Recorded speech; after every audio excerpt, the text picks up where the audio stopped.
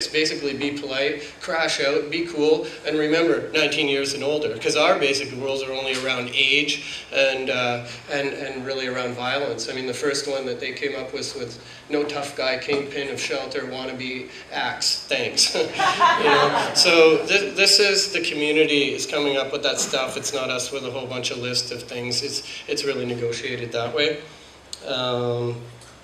There was a 71-year-old man who's living in the Stanley Park who had been homeless for about 10 years. If you can imagine at 70 how much experience he'd had, probably a pretty negative experience. When you think back in the early 90s, we made some changes around low barrier. I imagine his lived experience around some of the facilities he went in weren't too pleasant. So to get this gentleman into the shelter, he came by one day, kind of took a look at it, came back another few days, and then came back, had a meal with folks, and then a week later came in and actually took a mat. So that's the kind of accessibility, the kind of, I'm going to check this out, and this gentleman actually stayed for a number of months, and we have nursing outreach with Vancouver Coastal Health, and this guy was able to address a whole bunch of healthcare issues, and now is living in one of the supported housing sites of ours, and has an amazing outcome there, you know,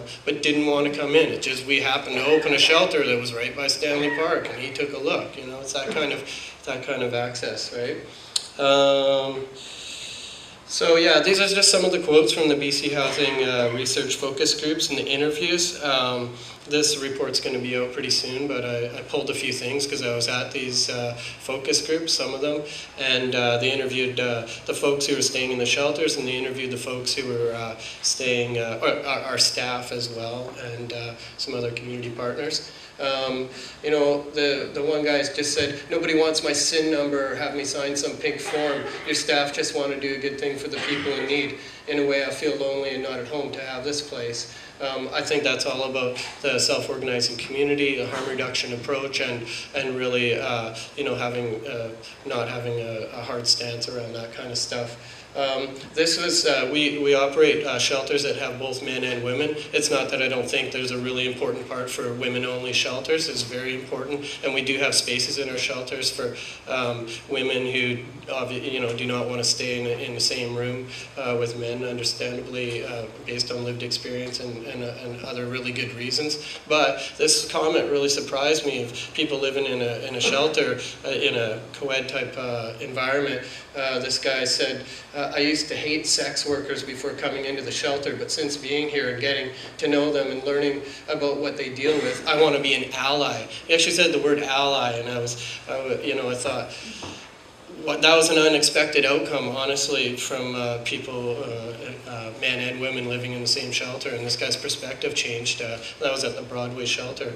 At that point, one of the women jumped up and said, you know, stood up and said, I feel like a woman for the first time in 10 years.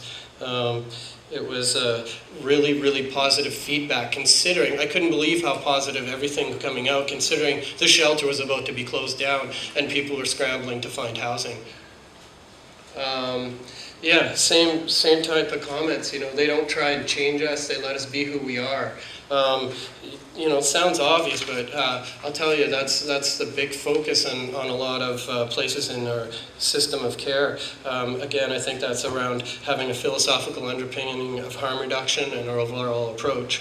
We're lucky enough to have a 24-hour staffing model. I think it's ideal. The places where you're kind of kicked out in the morning at 7 in the morning and then have to figure it out, and you don't know if you're going to get a bed that night, and you're running around really doing that kind of thing. So this guy said, I can eat whenever I want to, I can sleep, you know, and stay out late, and no one threatens to kick me out. It's about, again, it's about the accessibility and about really examining what kind of guidelines or rules are in a place.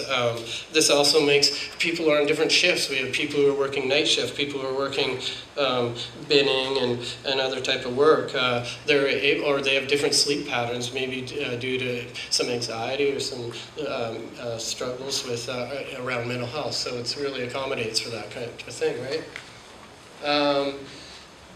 Yeah, again, just these are examples. They just spray paint all their rules up all over the place, and sometimes jokingly they put way more kind of guidelines than we would ever actually come up with, and then they'll say, well, these rules aren't working out, and then we said, oh no, wait, we didn't say we'd help you enforce the rules when you come up with the rules. A bit joking about it, but they do focus on no violence, death threats, weapons, etc. Put it in their own language and. That's the kind of thing that happens. But obviously there are guidelines because these are known as sometimes these places with no rules. The media talked about that a lot with these shelters. There's a whole bunch of controversy, and the no rule shelter, the helter shelter, and all this stuff that was being talked about. And actually, I don't know any of us who could live in a room basically the size of this with 39 other roommates and not come up with a few guidelines, right? So there are actually a few things.